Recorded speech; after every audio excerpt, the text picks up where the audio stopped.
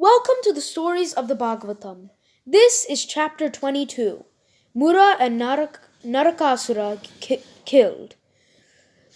Mother Earth was in trouble again. Narakasura, a powerful demon, was harassing all her people and the gods. Indra asked Krishna for help. High walls and mountains on all sides protected the city in which Narakasura lived. It was also surrounded by rings of fire, wind, and water.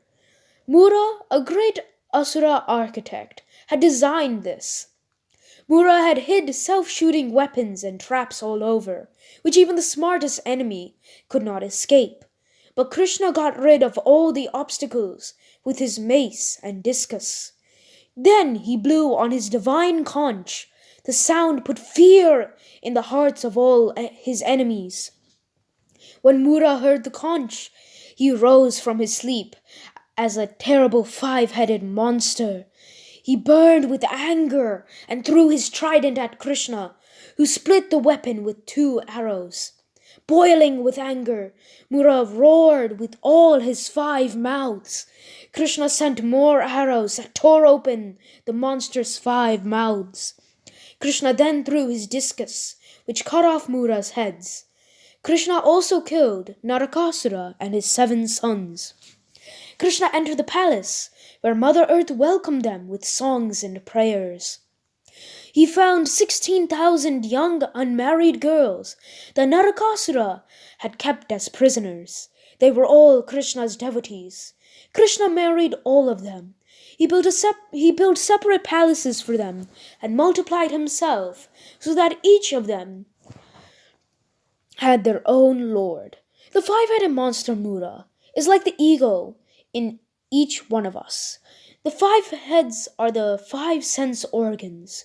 When the sleeping monster, the ego, awakens in us, the Lord inside each one of us destroys it. He then enters the palace of our hearts, purified by prayers and worship. Our thoughts can be compared to the 16,000 girls that were kept as prisoners. Only Krishna can release and bless them. One of Lord Krishna's names is Murari, the destroyer of Mura. That is the end of this story. Let us move on to some comprehension questions. Question number 1. Who asked Lord Krishna's help to destroy the demon? Question number 2. What is the name of the great Asura who built the city with rings of fire, wind, and water? What does Mura represent in each one of us? Question number 4. The 16,000 maidens who were prisoners of Narakasura are compared to what?